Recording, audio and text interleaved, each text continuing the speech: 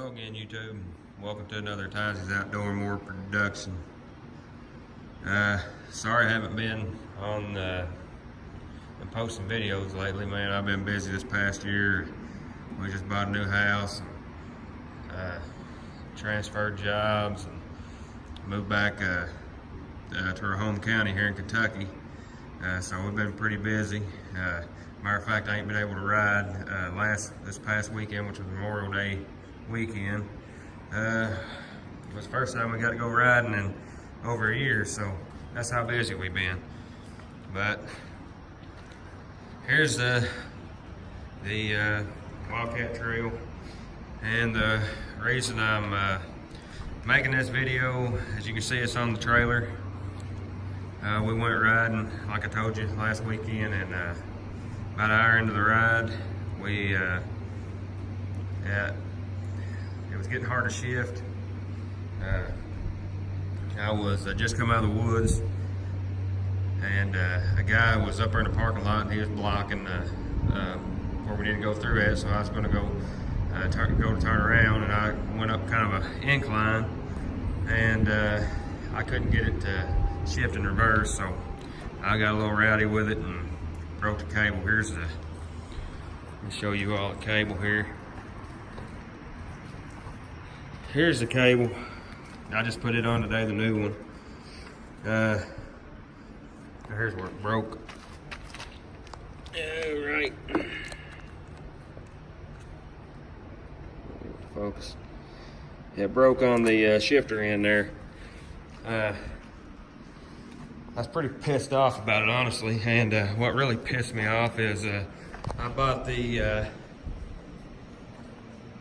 extended warranty through MLS whenever I bought the machine, and the way I understood, and I should have known, but I understood it covered everything but belts, batteries, brakes, and stuff like that. But I called them, and they told me that it wouldn't cover what I'm fixing to tell you all what probably broke my cable, which you all probably already know about it.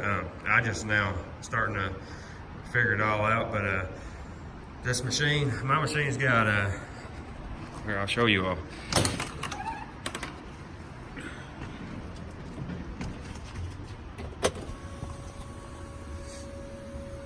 $178 miles and 26.2 hours.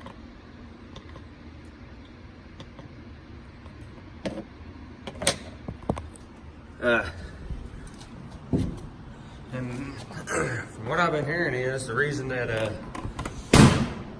was getting hard to shift after about an hour riding is whenever the clutches heat up, the primary clutch heats up, the one-way bearing in there stays engaged.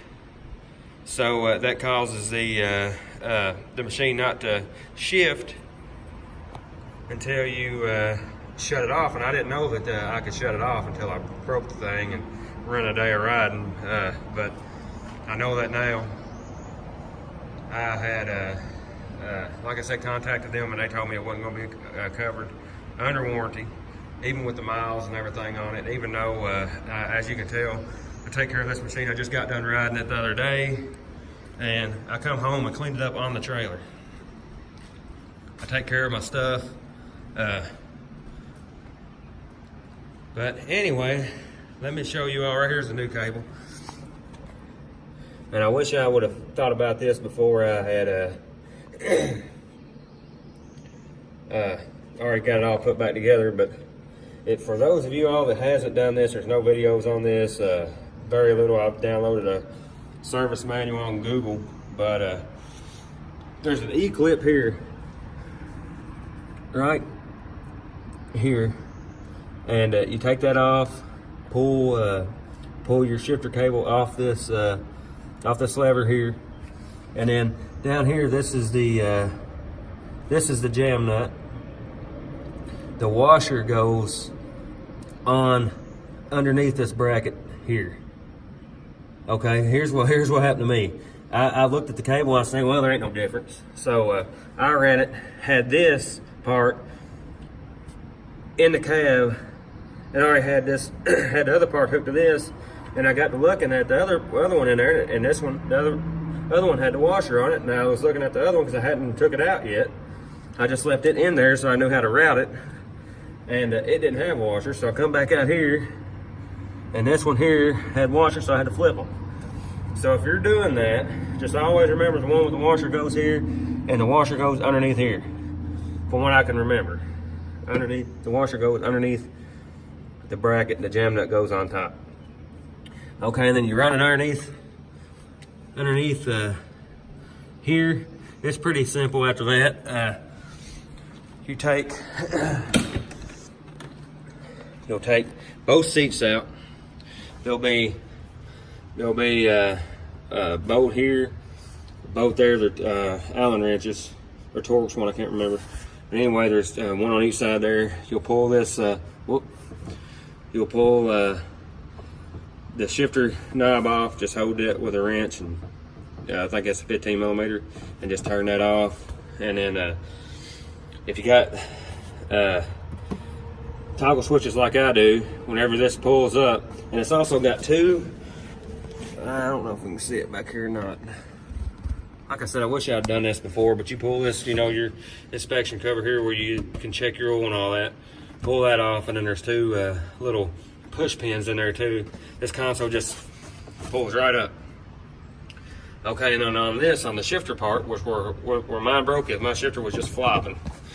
There is I think it was a 6 millimeter Torx and or an Allen wrench or whatever, and a 10 millimeter lock nut, or lock nut, and it just goes through there. And I also check that too, because I have heard about them, that nut coming loose, and you know, and you can lose your shifter that way too. You know, it can just come loose. But anyway, I'm thinking that I have oh, and the jam nut too.